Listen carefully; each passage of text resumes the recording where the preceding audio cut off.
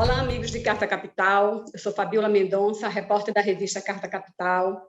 Estou aqui para receber o governador do Piauí, Wellington Dias, do Partido dos Trabalhadores. Ele que teve um papel importante em 2021, por ser presidente do Consórcio Nordeste, por fazer parte do Fórum dos Governadores e tem enfrentado de forma muito ativa o governo Bolsonaro no negacionismo. Então, boa tarde, governador, seja bem-vindo, obrigada por aceitar o convite de Carta Capital. É um prazer muito grande também participar aqui desse momento com você e toda a equipe aí da Carta Capital, e também eu quero parabenizar por esse papel importante da imprensa livre, que teve aí também uma atuação e um papel muito importante para o Brasil. Então, governador, eu queria começar perguntando sobre a atuação do Consórcio Nordeste na sua gestão, uma gestão que está sendo finalizada agora, em janeiro, né? O próximo presidente do consórcio vai ser o governador de Pernambuco, Paulo Câmara. Eu queria que o senhor fizesse um balanço da sua gestão à frente do consórcio e desse enfrentamento ao negacionismo do governo federal. Foi um período realmente muito desafiador, né? Já foi assim na gestão do presidente Rui Costa.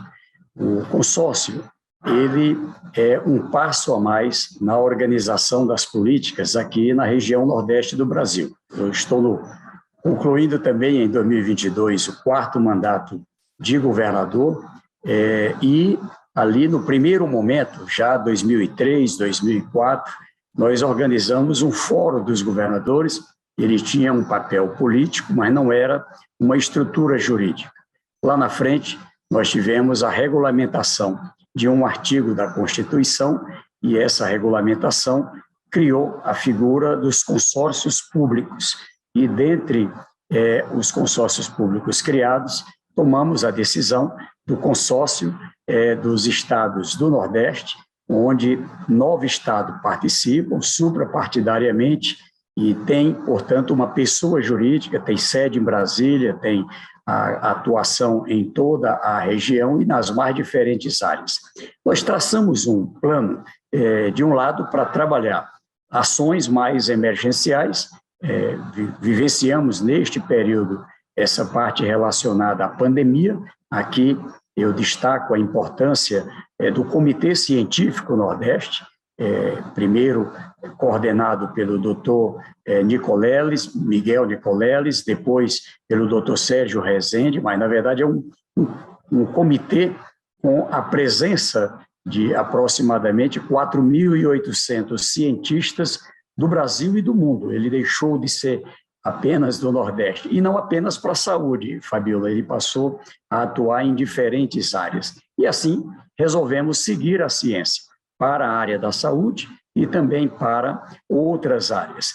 Aí, enfrentamos também nesse período seca, enchentes, agora mesmo enchente, né, na Bahia, aqui mesmo no Piauí, situação de seca na Paraíba, Rio Grande do Norte, ou seja, os problemas que estão aqui presentes no dia a dia, mas também com uma ação que tem por objetivo não apenas o curto prazo, mas o médio e o longo prazo. E aqui eu destaco como ponto principal desse trabalho a organização das câmaras temáticas. São 18 câmaras temáticas, dessas 15 em forte atuação e já com bons resultados. Basta olhar a criação, por exemplo, da Previ Nordeste, uma previdência complementar para a região Nordeste, ao invés de um estado organizar individualmente, a gente trabalha de forma coletiva, e isso dá maior segurança e maior solidez ao interesse da vida dos servidores dos estados do Nordeste. A Inteligência Nordeste na área de segurança, com sede em Fortaleza, no Ceará. Eu destaco ainda agora a Força Integrada Nordeste, a Câmara Técnica que trabalha a agricultura familiar voltada para a produção de alimento saudável, ainda a infraestrutura Nordeste, o turismo Nordeste, a cultura Nordeste, a educação, rede de saúde, a relação internacional, a política ambiental, ou seja, cada uma dessas câmaras técnicas tem, como o nome já diz, uma equipe técnica com as secretarias de diferentes órgãos, mais comitê científico, academia, mais o setor privado, integrado muitas vezes com os municípios, e o resultado é que uma política que deu certo, deu bom resultado em um estado, a gente trabalha um diálogo e transforma numa política regional, uma política para a região Nordeste. E não só aquilo que vem do próprio Nordeste, mas também boas experiências de outras regiões do Brasil e do mundo. Então, eu acredito que é provavelmente o mais importante passo, olhando para o médio e para o longo prazo. Pegando como carona essa polêmica em torno da vacinação para crianças, né? Eu vi que o consórcio solicitou à Anvisa, ao Ministério da Saúde, né, o envio de vacinas para crianças para o Nordeste, e um programa bem interessante que eu acompanhei um pouco, que foi um programa voltado para órfãos da Covid. Eu queria que você falasse um pouco disso. Inclusive, toda essa atuação em relação à pandemia lhe rendeu um prêmio, né, da Fiocruz, do Sindicato dos Trabalhadores da Fiocruz. E o que isso representa para o Nordeste? Qual o diferencial desse trabalho, né, no combate à pandemia? Olha, toda a nossa dedicação ao prêmio, há muita gente, não se faz nada sozinho. E eu acho que a grande diferença no Nordeste foi essa capacidade forte de integração. Integração, municípios, Estado, mesmo áreas federais, que muitas delas, a despeito do que acontecia a nível nacional, mas participaram fortemente integradas. Estamos chegando, quando estamos dando essa entrevista aqui, a 620 mil óbitos Covid-19. Se o Brasil tivesse seguido as políticas que adotamos no Nordeste, sem compreender o efeito que isso daria, que seria muito maior, nós teríamos hoje aproximadamente 250 mil pessoas que estariam vivas entre nós. E perdemos essas pessoas em razão de descaso, em razão de não seguir a ciência, de não levar em conta a própria experiência brasileira nessa área de cuidar de pandemias, de vírus e, nesse caso, da vacina. Eu destaco ainda o fato de que, se a gente olha também na área da vacinação, os estados do Nordeste se destacam como aqueles, né, com melhores condições. O estado do Piauí, para citar apenas um exemplo, é o segundo com maior parte da população imunizada dentro do Brasil. Mas não só o Piauí, outros estados também aqui se destacam.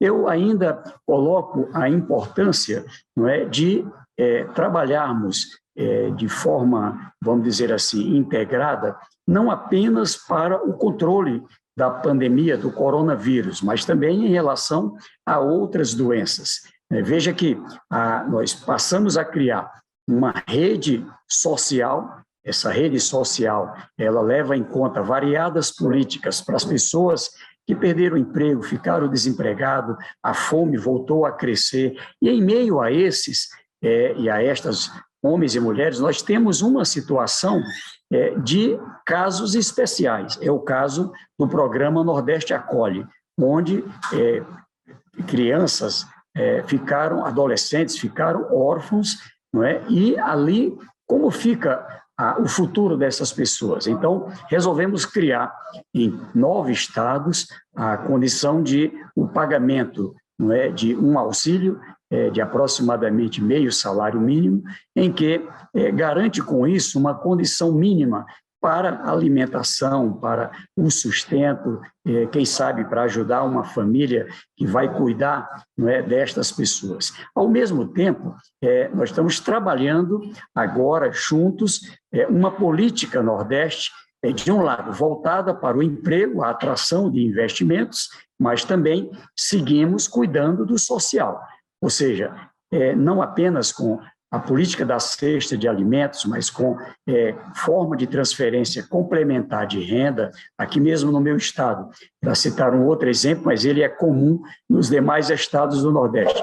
Nós estamos pagando para as pessoas estudarem, além do lado do atendimento a uma necessidade, também trazer alguém que é analfabeto, por exemplo, para se alfabetizar.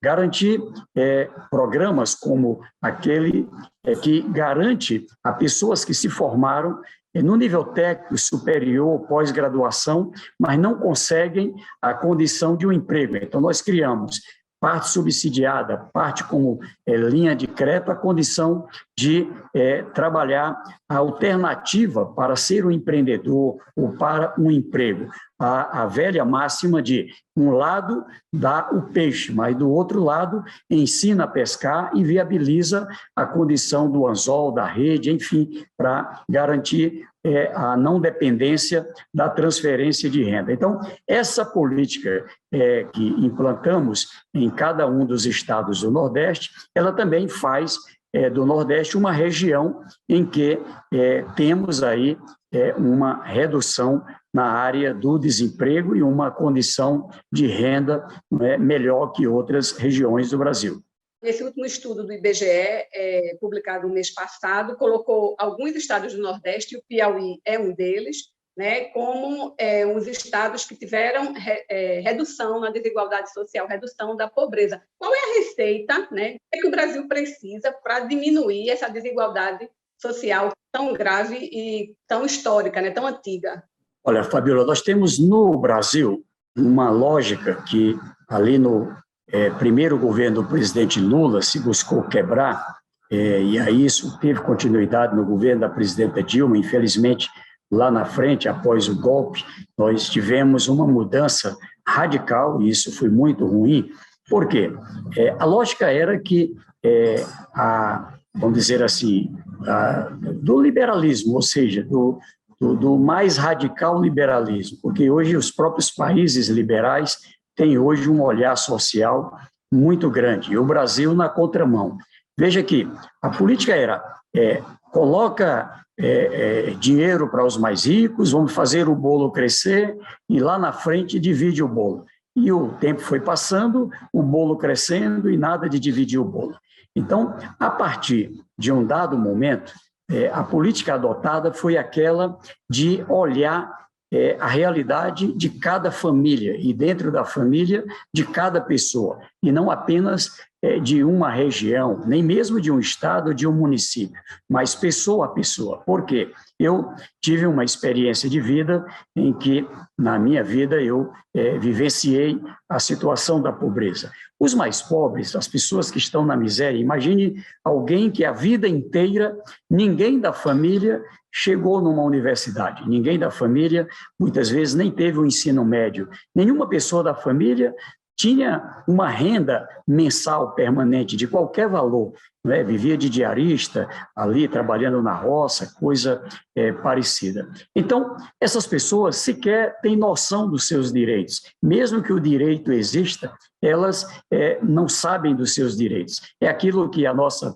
vice-governadora do Piauí, professora Regina Souza, chama de invisíveis, ou seja, são as pessoas invisíveis. Elas estão ali ao nosso lado, mas é como se não existissem. Se a gente não chegar lá e com uma mão muito visível do Estado, dar a mão àquela pessoa para trazê-la para o outro lado, ela não vem. Então, o objetivo do Nordeste é dar a mão ao outro, dar a mão à outra e não soltar a mão de ninguém, ou seja, a gente pegar aqui de modo firme e encontrar aqui um caminho. Assim, a transferência de renda, ela é, na verdade, desde o Bolsa Família, um processo educativo. Tem a renda, mas tem contrapartida para a saúde, para a educação, etc. E a pessoa que passa a ter uma renda todo mês, não se conforma com o tamanho dessa renda. Mesmo a classe média, que já ganha bem, mesmo a classe alta, que já ganha muito bem, quer uma renda maior. Também isso acontece com as pessoas que estão na miséria e na pobreza.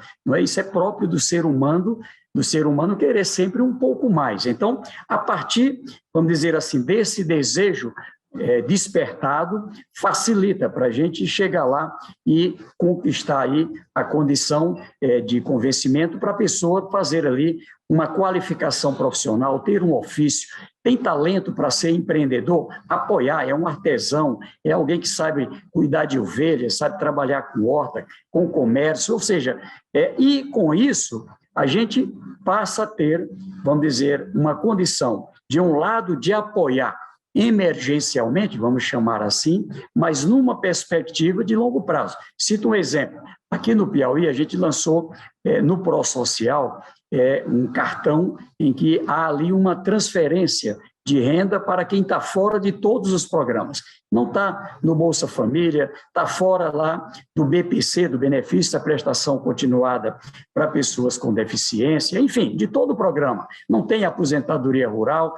E aí a gente alcança essa pessoa, transfere para ela uma renda que tem inicialmente um prazo de 6 meses e, nesse período, a gente desafia todos os atores do município, Estado, setor privado, a encontrar uma alternativa, não é, definitiva para aquela família a partir da sua realidade. É alguém que já trabalhou como cabeleireiro, mas está desempregado. Então, a gente apoia ali para ter um salão de beleza. É alguém que já trabalhou ali cuidando de galinhas, então vai trabalhar com galinha caipira, como a gente chama aqui, vai trabalhar ali prestando serviço ou com um emprego. Então, essa alternativa, ela garante uma condição de melhoria para uma pessoa, uma família, um município, um estado, uma região e um país. Então, esse é o caminho que o Nordeste aposta.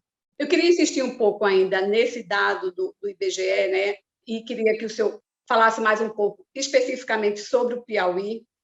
Além desse programa de transferência de renda que o senhor citou, que outras políticas públicas o senhor acredita que foram suficientes para que o Piauí ficasse entre os 3 primeiros de ter redução de pobreza? Olha, um dado importante da região Nordeste. Se a gente tivesse todas as famílias que entraram no primeiro momento ali em 2003, quando foi lançado o Fome Zero, até se puxar um pouco mais ainda lá atrás, nós teríamos hoje 40% a mais de família do que nós temos na dependência da transferência de renda. No caso do estado do Piauí, é um pouco maior, aproximadamente 50% a menos, ou seja, pessoas que estavam na dependência de algum programa social e saiu a partir do fruto do seu trabalho. O objetivo é esse, é que a pessoa possa depender do seu trabalho. Mas, é claro, é preciso aqui que a gente tenha uma mão muito forte do Estado. Nós trabalhamos aqui 12 territórios de desenvolvimento. Nós sabemos para onde vai o desenvolvimento e essas pessoas não têm a obrigação de saber. Então, se a gente tem um direcionamento das ações para elas, isso dá um resultado. Vou lhe dar aqui 2 exemplos mais recentes. Antes, nós não tínhamos aqui, tão fortemente como hoje, a geração de energia eólica e energia solar. A região Nordeste é hoje a região das energias renováveis do Brasil e é um destaque dentro do mundo. E o que a gente fez? Vou citar aqui um exemplo. Nós temos ali lugares que são adequados para a implantação de torre de eólica. Ao invés do dono chegar e expulsar aquelas famílias daquela região, comprando as terras, indenizando o que seja, ali o que fazemos? Nós criamos um formato de arrendamento, onde eles passam a pagar por cada torre uma renda que varia de R$ 2.300, R$ 2.500 por cada torre de eólica ali implantada. A mesma coisa com a geração de energia solar. Então, eu cito esse exemplo, mas, mesmo assim, a gente prepara essas pessoas para a gestão do dinheiro, para que possa aplicar ali em algo que seja, vamos dizer, sustentável, que seja permanente, para ter uma casa, para ter ali um negócio, para ter uma renda complementar, adicional. Então, medidas como essa, em variadas áreas, na região do agronegócio, infelizmente quebrou aquele programa que era chamado Matopiba, Maranhão, Piauí, Tocantins, Bahia, a exemplo de outros ali nessa região do Vale do São Francisco, na fruticultura, É lamentável como o desmonte da política, do programa da agricultura familiar, do crédito fundiário, da reforma agrária, programas de apoio, não é, ao homem do campo, mas também o apoio às pessoas que vivem nas periferias foram desmontados. E aqui no Nordeste, a gente busca, claro, num patamar menor, sustentar. Então, isso aconteceu fortemente no Piauí e o IBGE revela resultados.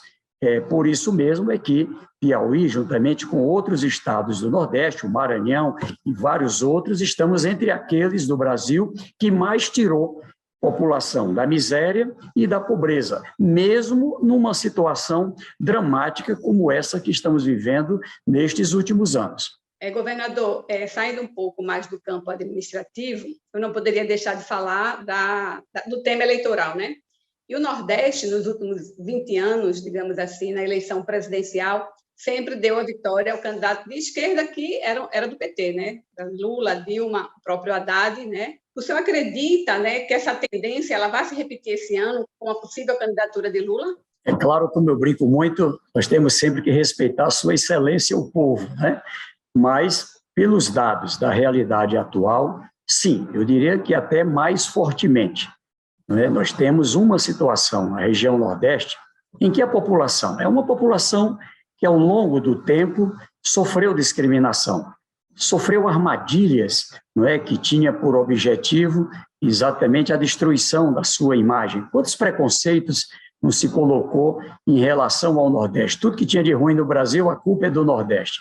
E veja, enfrentamos isso. Isso também é como o Nordeste olha para líderes como Luiz Inácio Lula da Silva, também nascido no Nordeste, é verdade, e viveu a maior parte da sua vida em São Paulo, mas a gente compreende, não é, exatamente o que aconteceu com ele. Na verdade, na ganância, no interesse espúrio, não é, de não dar a ele a oportunidade de participar da eleição de 2018, se montou todo um drama, se montou com o uso de autoridades, inclusive pessoas de bem foram levadas, não é, na onda, né? E se criou um verdadeiro ódio contra o Partido dos Trabalhadores, contra um campo político. Eu acredito que hoje isso está muito mais claramente, não é, em mais pessoas no Brasil, e cresce cada vez mais a compreensão do que estava em jogo.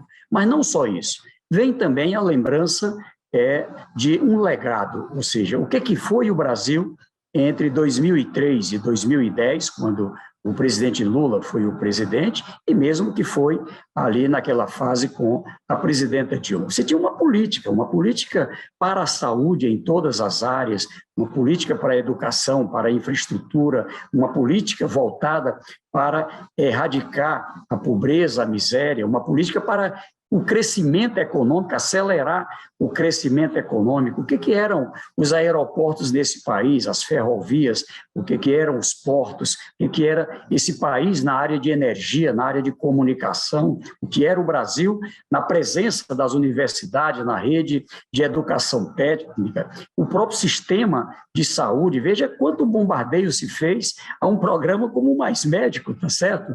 O Mais Especialidade, que pararam no meio do caminho. E veja, essa lembrança a população tem, e tem como um Brasil, não é, que vinha em todas as regiões tendo melhoras. Então, eu creio que esta eleição de 2022 ela será um encontro do Brasil, uma retomada, e não é fácil, a destruição do que se fez nesse país é muito grande, é preciso um governo de reconstrução nacional, onde a gente vai ter que, inclusive, no ponto de vista da democracia, dar solidez, não é? E a gente tem que estar sempre atento para que a nossa Constituição, que é um marco importante na nossa história, seja respeitada. E creio que isso devemos fazer, não é, com um campo político que tem uma história vencedora e, é claro, com muito mais experiência do que antes. Tem um dado, governador, aí no meio do caminho, que é o Auxílio Brasil de R$ 400. E no Nordeste isso vai pesar muito, né? Porque é a região, talvez, que mais utilize essa transferência de renda. O senhor acha que isso não vai influenciar no resultado das eleições? Claro que não deixa de ser um fator, né, a dependência financeira de gratidão. O nordestino, todo mundo sabe, ele também é bastante grato, né, a quem o ajuda. Porém, a consciência política da região, ela é muito maior que tudo isso. As pessoas sabem o que é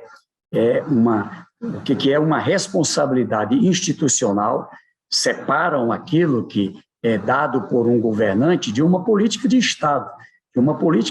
Sabe que aqui teve uma presença do Congresso Nacional, que o nosso campo político também lutou por isso, né? E não era isso que queriam, o que queriam era R$ 200 por mês, para lembrar.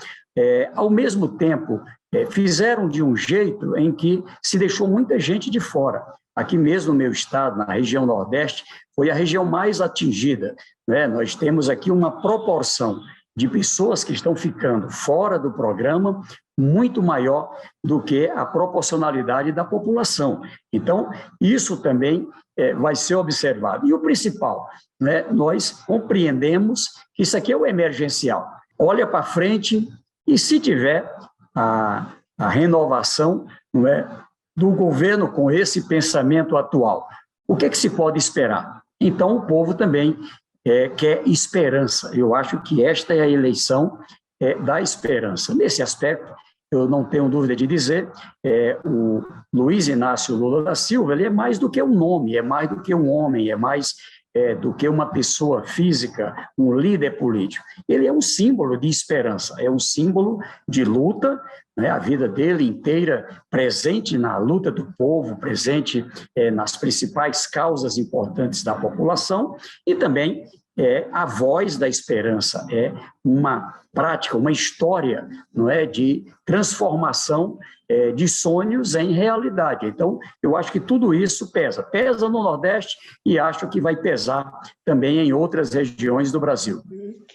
Já caminhando para o final, eu queria saber a sua opinião em relação à possível aliança do PT, né, com Alckmin, na vice de Lula, e o que o senhor acha também da federação, essa coligação de 4 anos, uma coligação muito mais sólida a partir da federação, sobretudo com o PSB, um partido que está fazendo várias exigências para compor com o PT. Qual a sua opinião em relação a esses dois aspectos? O Brasil tem um problema sério, que é a necessidade de uma reforma política. Eu mesmo tenho dito ao presidente Lula que a gente teve a oportunidade, em um dado momento, de fazer uma reforma para valer, não fizemos. Isso que tem no Brasil não tem em lugar nenhum do mundo, né?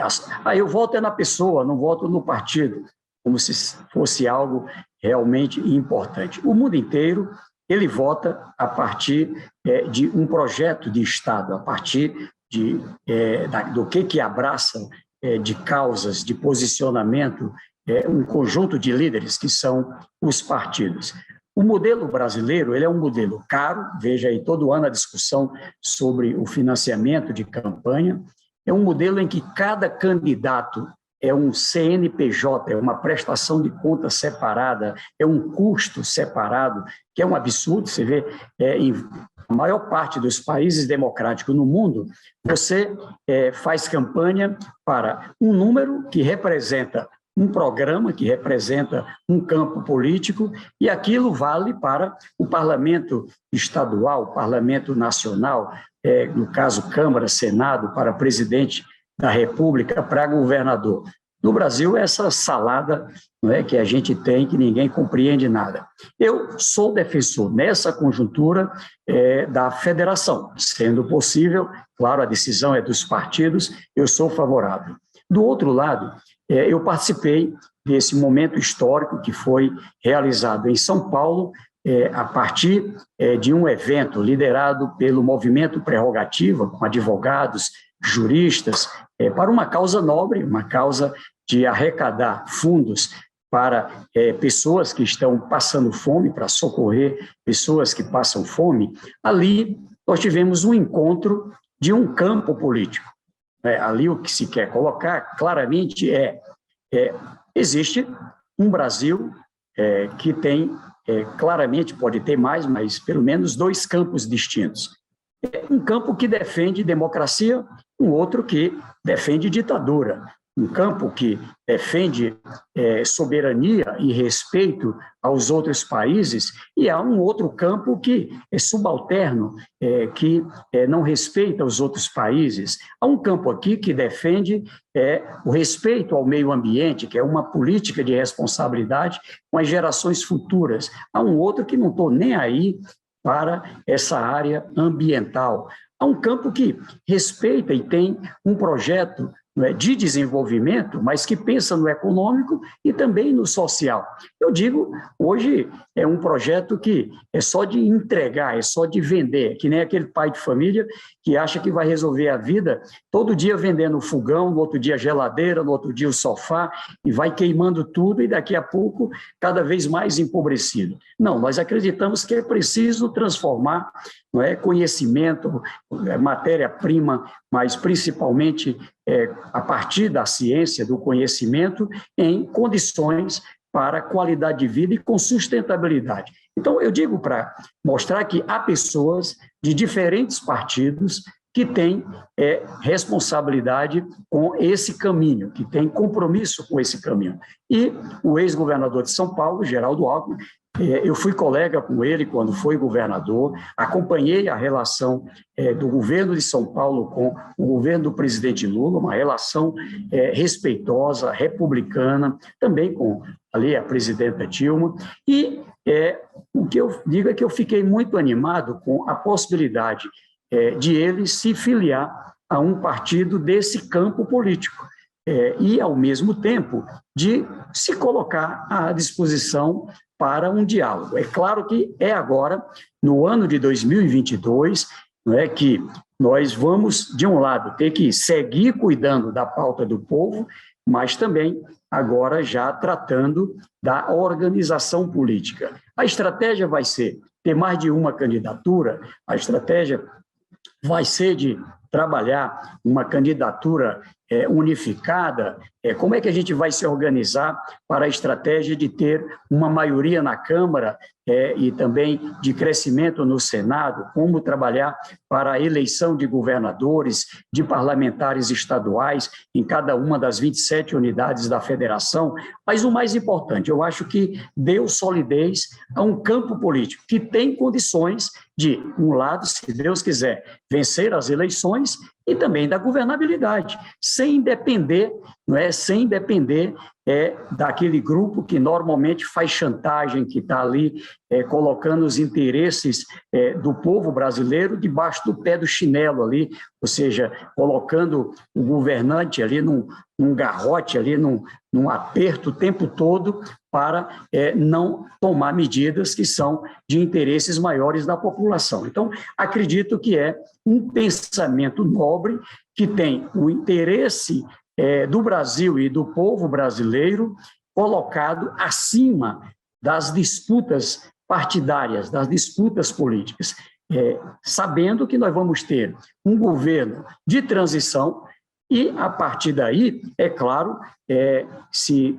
tem aí as condições com respeito à democracia, de decisões futuras, permanece junto ou se concorre nas eleições. Então, acredito que não só o ex-governador Geraldo Alckmin, o senador Rodrigo Pacheco, aqui coloco também o ex-governador, ex-ministro Ciro Gomes, coloco aqui o Freixo, aqui também o PSOL, também como parte, o Boulos como parte importante, setores também lá presentes do MDB, setores de variados partidos que têm em comum isso que eu falei aqui.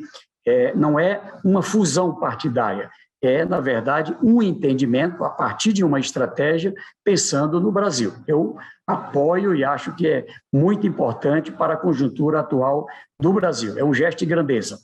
Então, o senhor defende a aliança com Alckmin, ele sendo vice de Lula. Como convencer alguns setores do PT que ainda está reticente em relação a isso?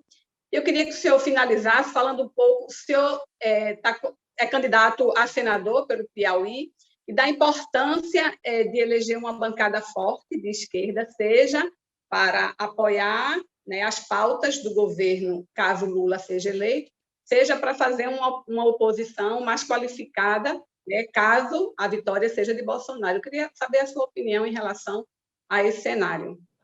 Bom, primeiro, Piauí aqui, vou colocar aqui a nossa situação no Piauí. Primeiro, nós temos aqui uma estratégia que é ser parte desse campo político que eu mencionei, contribuir a melhor estratégia para que ele dê certo. Pensar primeiro no Brasil, junto com o Brasil, o Nordeste, o Piauí, tá certo? E, ao mesmo tempo, nesse caminho, aqui nós vamos agora caminhar para ver se até o começo de abril a gente faz as definições.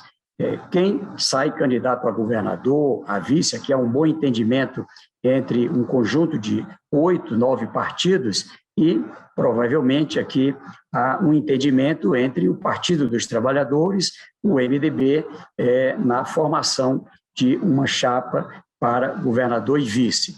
E aqui o meu nome é sempre lembrado para o Senado, e estamos também trabalhando a melhor estratégia para o parlamento estadual, que são 30 vagas. Na vez passada, a gente elegeu 24 dos 30 deputados estaduais, tem chance de chegar a 24, 25.